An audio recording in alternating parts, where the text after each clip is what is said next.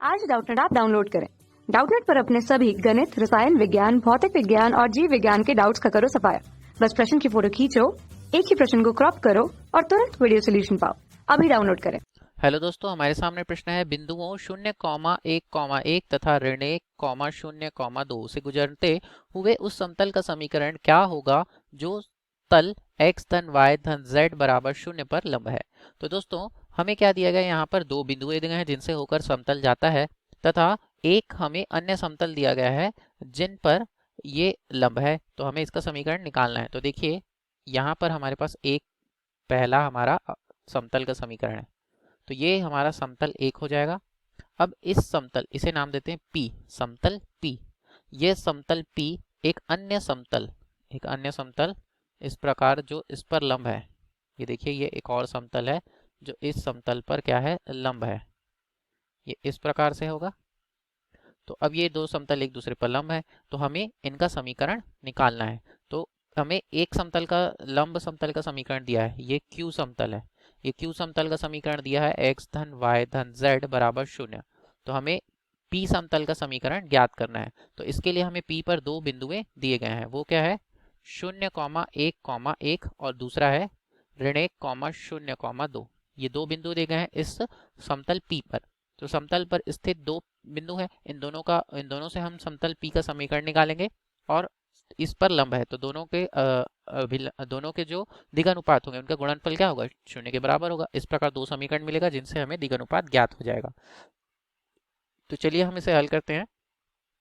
तो चूंकि समतल P, यहाँ से समतल P बिंदु 0,1,1 से होकर गुजरता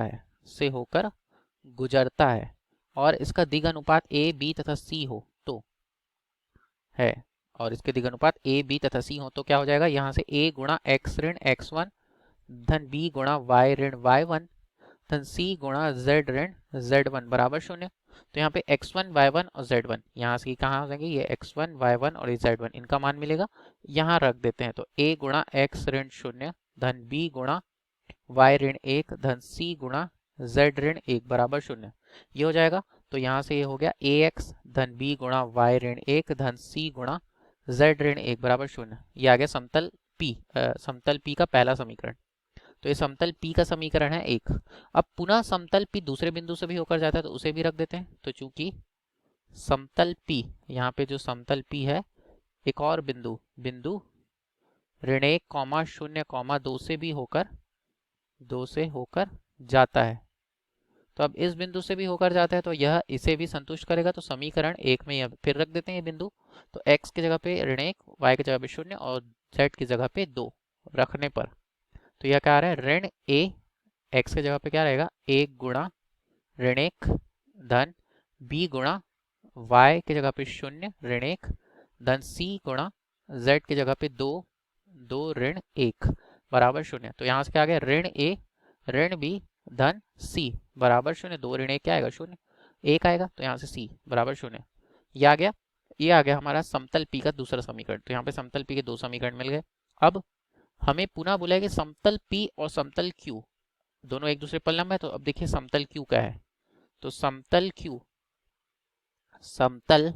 Q जिसका समीकरण क्या है, जिसका समीकरण हमें दिया x धन y धन z बराबर 0, समतल P पर लंब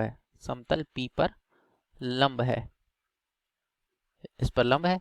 तो इसका समीकरण जो है इस पर लंब है तो दोनों के दिगानुपात का गुणनफल क्या होगा, 0 के बराबर होगा, योगफल उनका। तो यहाँ से समतल Q का समीकरण है x धन y धन z। ये देखिए x धन y धन z बराबर 0, इसे लेते हैं समीकरण 3। तो अब समीकरण 3 और समीकरण 1 ये दोनों के जो दिगानुपात है उनका गुणनफल। तो यहाँ से क्या होगा, तो इनके दिगानुपात, चूंकि समतल P के दिगानुपात, यहाँ से देखिए समतल P के दिग अनुपात क्या है, A, B तथा C है, A, B तथा C और A, B तथा C। और समतल Q के दिग अनुपात, समतल Q के समीकरण से समतल Q के दिग अनुपात ये क्या है, ये है, ये देख सकते हैं 1, 1 और 1 ये है। तो अब इनका एक और समीकरण मिल जाएगा, क्योंकि हमें पता है कि दो समतल कभी भी एक दूसरे पर लंबवत हो तो उनके दिग अनुपात है उनका गुणनफल का योग क्या आएगा, शून्य। तो यहाँ से एक गुणा एक, ए गुणा एक धन बी गुणा एक धन सी गुणा एक बराबर शून्य। तो यहाँ से a धन b धन c बराबर शून्य, ये आ गया। तो ये हो गया समीकरण 4। तो अब समीकरण 4 और समीकरण 2 इन्हें हम हल कर सकते हैं।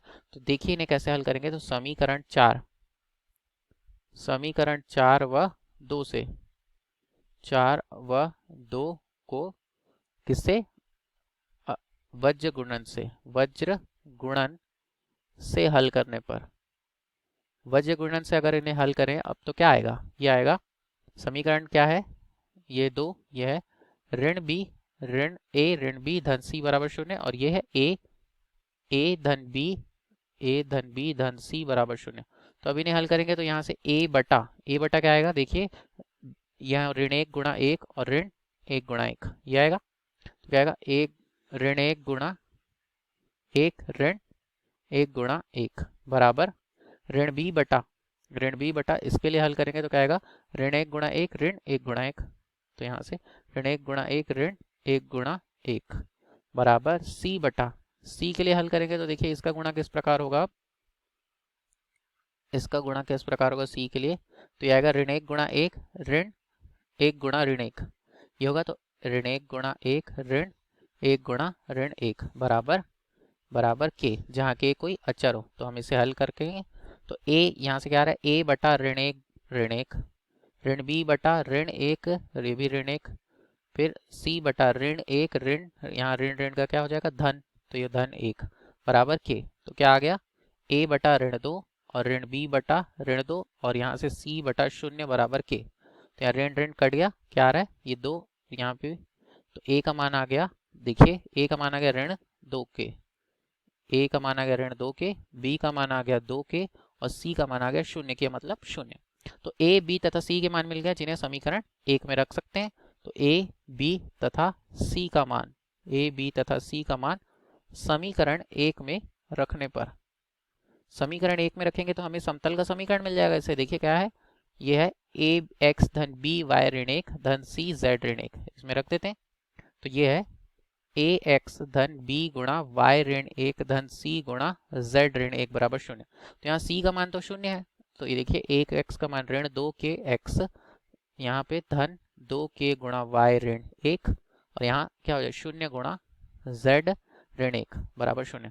तो यहाँ से हो जाएगा ऋण 2 के उभयनिष्ठ निकलेंगे, ये हो जाएगा x और ये हो जाएगा ऋण 1 गुणा y ऋण 1, क्योंकि ऋण 2 के उभयनिष्ठ लिया है और यहाँ पे तो कुछ भी उभयनिष्ठ लेंगे, ये आएगा 0 बराबर 0। तो अब 0 को ऋण 2 के से भाग देंगे तो क्या आएगा 0। तो ये हो गया x ऋण, ये हो गया ऋण y और धन 1 बराबर 0। तो यहाँ से हमारा अभिष्ट समीकरण क्या आ गया, x ऋण y धन 1 बराबर 0। यही हमारे समतल का समीकरण होगा। धन्यवाद। कक्षा 6वीं से 12वीं से लेकर नीट, IIT, JEE वो एडवांस के लेवल तक 1 करोड़ से ज्यादा छात्रों का भरोसा। आज ही डाउनलोड करें डाउटनेट ऐप या व्हाट्सएप करें अपने सारे डाउट्स 8400 400 400 पर।